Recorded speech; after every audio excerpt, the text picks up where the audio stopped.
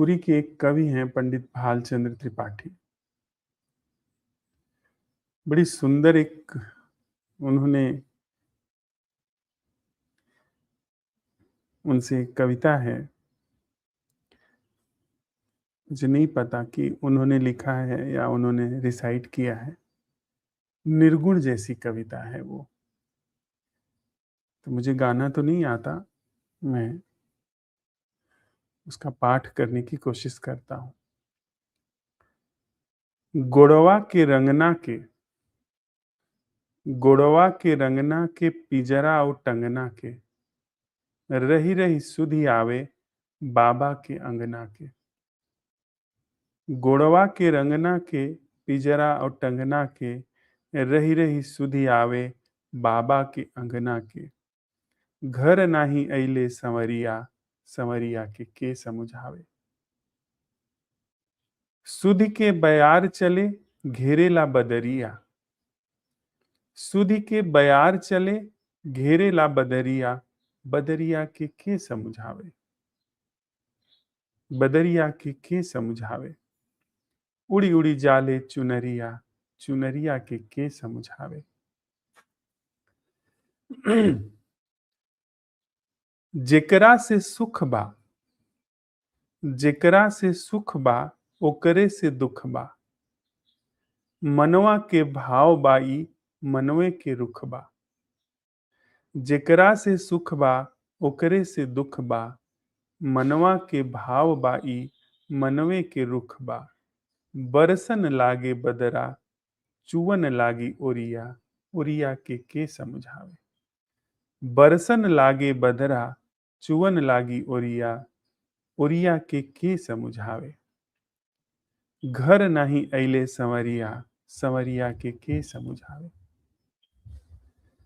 गोड़वा के रंगना के पिजरा और टंगना के, रही रही सुधि आवे बाबा के अंगना के। घर नहीं अइले संवरिया, संवरिया के समझावे। बाबा के अंगने के नाई उमरिया, बाबा के अंगने के नाई उमरिया, उमरिया के समझावे। मछरी भइल बा पुतरिया, पुतरिया के समझावे। हियरा में पीर भइल, मनवा अधीर भइल, दूबर देहिया के गहनो गंभीर भइल। हियरा में पीर भइल, मनवा अधीर भइल, दूबर देहिया के गहनो गंभीर भइल। मुनरी के बोझवा न थामे अंगुरिया, मुनरी के बोझवा न थामे अंगुरिया, अंगुरिया के समझावे। कंगना से लड़े ले मुनरिया, मुनरिया के समझावे। कंगना से लड़े ले मुनरिया, मुनरिया के समझावे। घर नहीं अइले संवरिया, संवरिया के समझावे।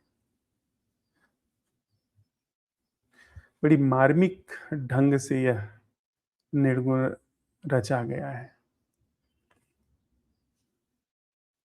कोई बड़ भागी जिस तरीके से अपने जीवन में गुजरता है, धैर्य से गुजरता है, बूझ से गुजरता है, बड़े होश पूर्वक गुजरता है, तो जीवन में निश्चित ही एक ऐसा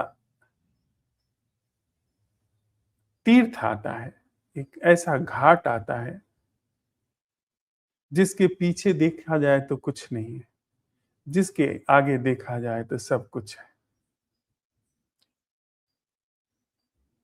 पीछे देखें, अंतहीन दुख की गाथा। साथ ही पीछे देखें तो अंतहीन दुख की गाथा के लिए कृतज्ञता, पहला आंसू। आगे देखें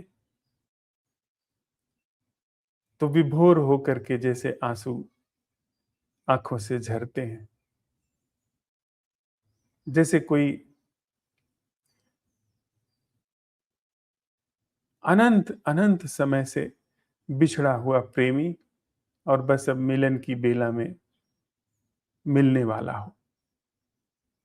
तो स्वागत के लिए और इधर कृतज्ञता के लिए जो आंसू झरे बड़े मिले जुले से आंसू, कि अथाह दुख झेला है, अथाह पीड़ाओं से जीवन गुजरा है, लेकिन उसके लिए कोई खरास भीतर नहीं है, कोई रंज भीतर नहीं है। उसके प्रति कृतज्ञता है, क्योंकि उसी दुख ने धकेल करके इस तीर्थ पर, इस घाट पर ला करके खड़ा किया है, जहां से अब आगे छलांग लगाई जा सकती है, या जहां आकर के वो अनंत जन्मों का, अनंत युगों का बिछड़ा प्रेमी आके वर्ण कर जाए। तो वह जो पावन बेला आगे आकर के खड़ी हुई है, और जो पीछे छूटती जा रही दुख की बेला है, उसके बीच में जो एक मिला जुला सा भाव है,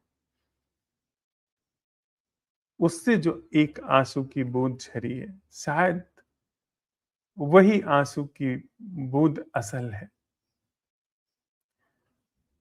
शायद वही आंसू की बूंद काउंट की जानी चाहिए, उसको गिना जाना चाहिए। उसके पहले सारी आंसू की बूंदें रही होंगी, ऐसा गढ़ा गया होगा हमको, ऐसा बनाया गया हमको, जिसके हिसाब से जो कुछ घटा उसमें पीड़ा हुई होगी। ऐसा गढ़ा गया हमको, ऐसा बनाया गया हमको, या ऐसे बने हम जिसमें कुछ घटा होगा, जिसमें सुख घटा होगा, जिसमें भी आंसू की बूंदें आई होंगी। लेकिन इन दोनों ही तरह की आंसू की बूंदों को हम अपनी आंसू की बूंद नहीं कहते हैं, नहीं कह सकते।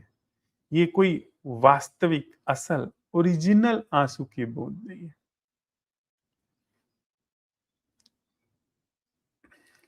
हम बहुत पीड़ित होते हैं कभी जब श्रृंगार रस की बात आती है, श्रृंगार रस के जो प्रकरण है, उसमें जो जिसे हम प्रेमी समझते हैं या प्रेयसी समझते हैं, उसके अनुकूल हमारे भीतर पूरी संरचना होती है। हमें उस तरीके से गढ़ा गया होगा, जैसे प्रेमी को अपने ढंग से गढ़ा जाता है, प्रेयसी को अपने ढंग से गढ़ा जाता है। देह उसमें शामिल होती है, उसमें देह के भीतर एक विशेष तरीके की विचार शैली शामिल होती है। उस दोनों विचार शैली के सापेक्ष कुछ घटता है श्रृंगार रस के रूप में। उसमें मिलन के सुखद अश्रु हैं। वही मिलन जब बिछोह में परिवर्तित होता है, तो उसमें दुख के आंसू हैं। अब यहाँ बात आती है कि इन दोनों में ही कोई मौलिक आंसू नहीं है, क्योंकि दोनों ही आयोजन है, दोनों ही संयोग है, दोनों ही समीकरण है। कोई पुरुष है, कोई स्त्री है, दोनों के अपने संयोग हैं। मौलिक अश्रु अगर कुछ कहा जाए, तो वो है जहां विधिवत एक ऐसी अंतर्दृष्टि का जन्म हुआ है, जिसमें पीछे देखा जाए, यानी अपने अभी के पूरे जीवन को देखा जाए, तो कुछ भी छांटने बीनने को नहीं बचा, कुछ भी पकड़ने छोड़ने को नहीं बचा।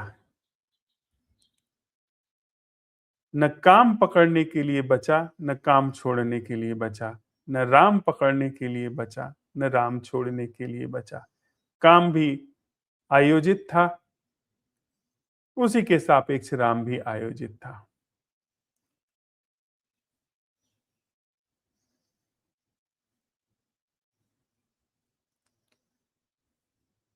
दुख भी आयोजित था, वैसे ही सुख भी आयोजित था। दुख से मुक्ति की कामना आयोजित थी, सुख को बनाए रखने की उम्मीद आयोजित थी। सब कुछ यह आयोजन था। ये विधिवत जब दिखा, तो अब यहाँ पर कुछ चुनने के लिए, कुछ बचाए रखने के लिए नहीं बचा। जैसे अभी यह निर्गुण भजन, निर्गुण गीत कहता था, जिसने विधिवत जी लिया है अपने जीवन को, उसकी देह अपने से दुबली हो गई है। उसको अब यहाँ पर किसी चीज में रस नहीं है। उसकी उंगली मुद्री का भार भी संभालने में अब अक्षमता पाती है। देह ऐसी कृशकाय हो गई है कि मुद्री कंगन की तरह पहनी जा सकती है। बड़े उदात्त भाव हैं कवि के। बड़े ढंग से उसने प्रस्तुत किया कि इधर मुद्री हो कि कंगना, दोनों ही एक जैसे। वह जो संवरिया की प्रतीक्षा है, वह भी प्रतीक्षा प्रतीक्षा जैसी नहीं है। उसमें भी बड़ा एक ओट लेकर के बात कही जा रही है कि संवरिया के समुझावे। मतलब उसे समझाया नहीं जा सकता, हम आग्रह नहीं कर सकते हैं कि अज्ञेय हमारे जीवन में उतर आए। तो बस वह अपनी वर्तमान दशा को रेखांकित कर देती है। वह कविता भली भांति अपनी प्रस्तुति दे देती है और चुप हो जाती है कि कोई समझा नहीं सकता, कोई उस तरफ की बात नहीं कर सकता है, संवरिया को पकड़ कर लाया नहीं जा सकता है। इसलिए वह ठीक उस जगह पर है जिसको हम घाट कहते हैं। जो भी घाट पर है वह देर हो कि सवेर छलांग मार ही जाता है या उसको उस पार खींच ही लिया जाता है। कुल जो निचोड़ में बात कही जा सकती है वो इतनी है। तो बड़े भागी हैं वो लोग जिनके सच में ही मौलिक अश्रु आ गए हैं, कृतज्ञता के, साधुवाद के, इस तरफ सबके साधुवाद के लिए।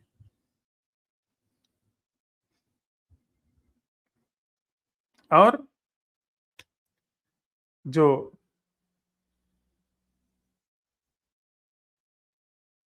अपनी आहुति पर जो